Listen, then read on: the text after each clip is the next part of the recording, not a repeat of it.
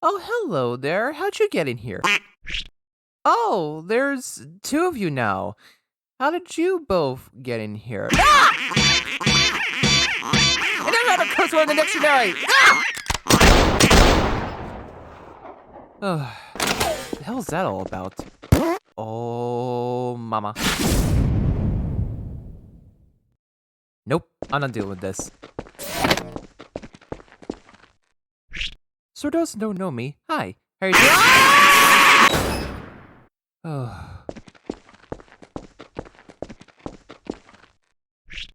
As for saying, so for those who don't know me, hi, how you doing? Well folks, it do be October, come Halloween. I'm not that much of a Halloween person myself, but I appreciate the hustle people put into, the traditions that come with it, the decorating of the houses, and of course the trick-or-treating of sweet, sweet candy. And as with every other holiday, there also comes the many TV specials and films made to capitalize off of it. Today we're going to be looking at The Halloween Tree. The Halloween Tree is a made-for-TV film that first premiered on Cartoon Network in 1993, based on the 1972 novel of the same name by Mr. Ray Bradbury. To quickly summarize, 4 kids go after the ghost of one of their friends after he steals a jack-o'-lantern from a tree owned by a mystical old man. They all go on a time-traveling misadventure to get them back, while also learning about the holiday's history. Now, prior to me doing my research on this, the only memory I sort of had with it was just about the first act of the film when it aired on Teletoon, and that's really it, because, truthfully, I didn't really watch the rest of it due to a lack of interest. But, for the sake of this video, I decided to give this thing a second shot to get my proper thoughts on it. Now, with all that said, let us do this like a man named Brutus, shall we? We start off in the town of, well, okay, the town here wasn't really given a name, so we're gonna name it St. Peppernick. I don't know. So anyway, we start off with the townsfolk of St. Peppernick preparing for Halloween night. During this, we are introduced to our main cast, Jenny, Ralph, Wally, and Tom Skelton. After meeting up with each other, they hurry off to meet their friend Joe Pipkin, or Pip for short. Upon arriving at his house, however, they find the place barely decorated and found Pip being taken away to hospital. It turns out that Pip is going for his appendectomy, but Tom knows the shortcut to the hospital through a ravine. Just as they're about to go, they see what appears to be Pip ahead of them. Tom thinks that the hospital trip was but a friendly joke, and he and the others go after him until they arrive at a rather peculiar mansion. Knocking on the door, with some magical hijinks ensuing, the kids are sucked inside where they meet a rather whimsical old man named Moundshroud is the name. Carapace clavicle Moundshroud. After making their introductions, Pip suddenly appears before everyone where they realize he's a ghost. Pip runs out of the mansion and the kids go after him again until they come across a rather impressively large tree with hundreds of jack-o'-lanterns hung up along the branches. This is the Halloween tree, and on top of it hangs one lantern taking the legs of Pip. The kids see Pip climbing up the tree, to which Moundshroud tells them to stop him because Pip was going after the caricature pumpkin. Pip grabs the pumpkin and tries to escape, but Moundshroud conjures a whirlwind to trap him in, but through some sheer luck, Pip utilizes to escape to what Moundshroud describes as the undiscovered country, wherever that is.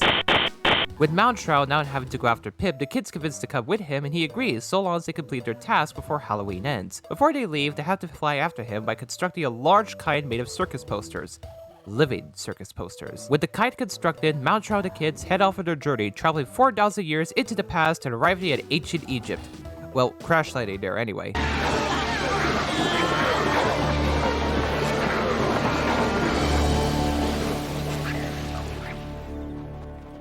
Good landing, boys! Who says a penguin can't fly? Moundshroud and the kids enter the town where they see ghosts roaming about. You see, Halloween Egypt is known as the Feast of the Ghosts, where family of past loved ones leave out food for them at the front doors to eat on. I don't know why, but I thought this would be the part where some random grunt comes in and tries to incorrectly correct me on something. I guess I must be lucky then. The party then finds Pip, who promptly runs off into a random house where they are greeted and seated by the family there without them questioning who they are and where they come from. It's like if you randomly enter an office complex one day just because you enter a meeting room, one of the businessmen there is like, "Oh hi, how are you doing? Take a seat with us. Here, have some coffee." Also, this family is even having their dead relative with them for dinner, and you may be thinking if they're a ghost too. Well...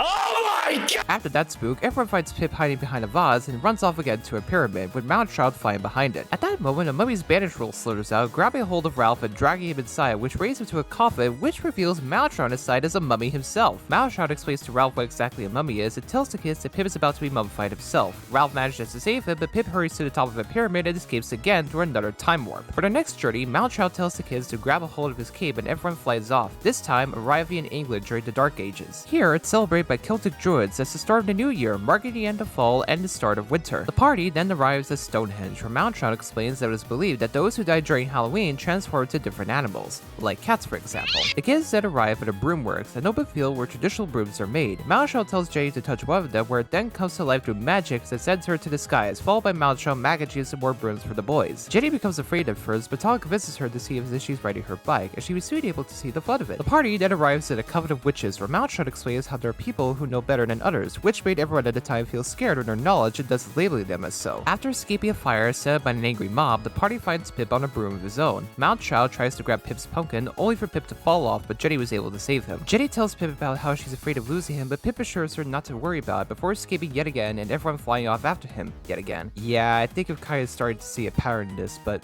anyway, we still got about another 20 minutes left, so let's at least make the most of it.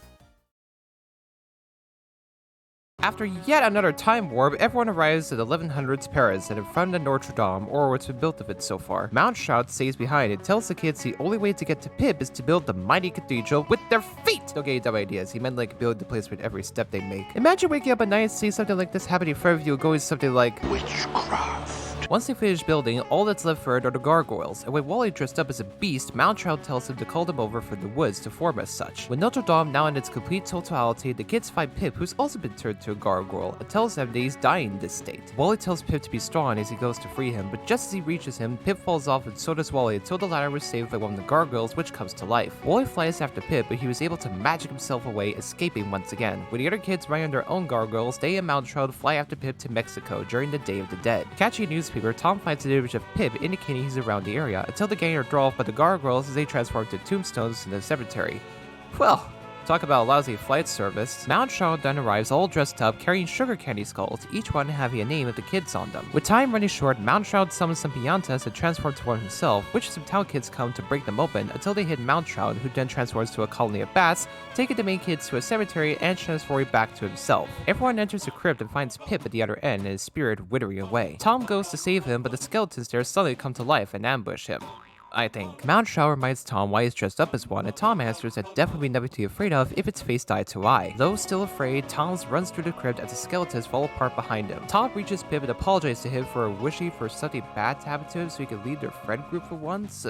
Okay, that escalated quickly. Pip apologizes to Tom, but as Tom grabs his hand, his spirit suddenly showers away, and Mountchild reveals Pip's pumpkin in his, telling the kids their time to save him is up. So to basically summarize, Pip is dead, and the pumpkin is supposed to be his soul. Still determined to save their friend regardless, Tom bargains with Mountchild to give him a year of his life to save Pip, with the others joining in. Mountchild accepts the deal and gives each of them a piece of candy skull with Pip's name on it. Eating their fair share as Pip's spirit is revived as he flies out with his pumpkin. Mountchild then transforms into a whirlwind and sends himself and the kids back to St. Peppernick in the present. After reflecting on what they learned on their 4,000-year journey, they race off back to Pip's house, where they find Pip's pumpkin on his porch and Pip himself alive and well in his room, say what happened during his surgery and how he was glad to survive. Happy to have their friend back, everyone heads back to their homes while Mountchild blows out the other pumpkins, including one of himself on the Halloween tree, joining them as they're all whisked away to the morning dawn, leave the tree bare and alone.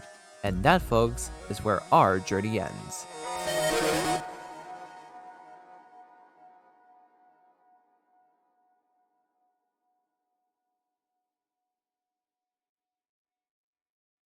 Alright, so what are my final thoughts on this? Animation. The animation was not bad. The film is made using traditional animation and had a rather almost gritty storybook-like style to it.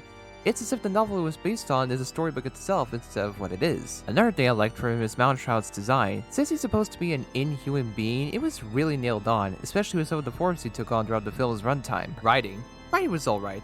As for the novel, the film showcases the different ways Halloween is seen and celebrated, and what the kids are dressed up as in terms of what they mean and represent. I should also mention there's a few differences between the film and the novel. In the novel, the group was originally an all-boys group of 8, and there were a few cultures that were left out, including those of ancient Greece and Rome respectively. My guess for the last part is for the film to fit the usual runtime one, but anyway, dialogue. Dialogue was also alright. I find that amongst the voice cast, Mount Shroud's voice actor, Leonard Nimoy, did the best overall. I should also point out that the film was even narrated by Bradbury himself. One thing I have to complain about the film, however, is how Pip's voice keeps changing throughout its runtime. One moment he sounds young, the next he sounds older.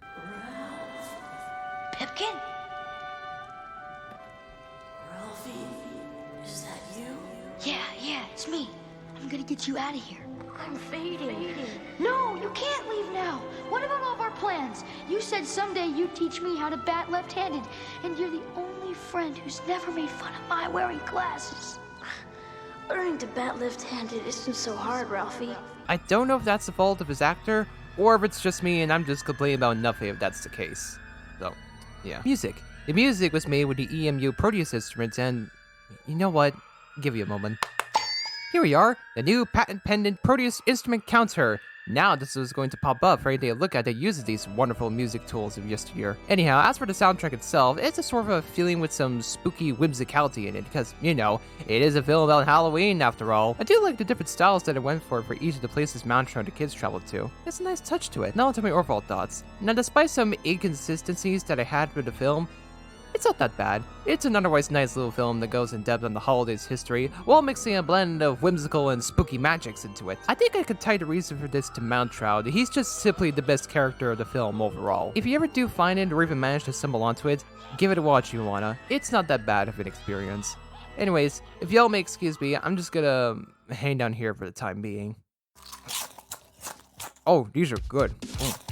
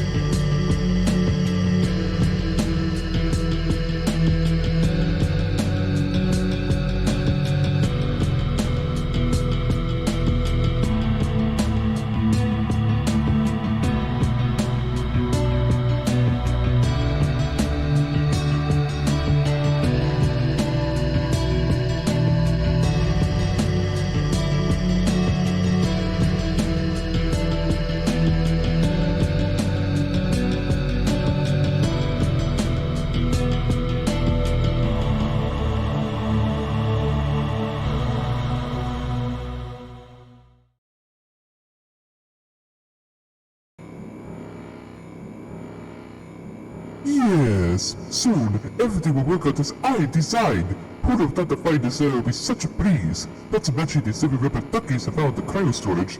It's too bad my plan to kill with that spicy chip failed, but this time I'll be able to get my revenge for sure.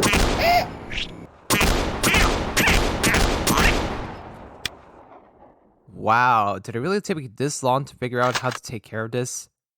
Man, I'm such a dork. Oh well. No! No! No! Happy Halloween, you knuckleheads!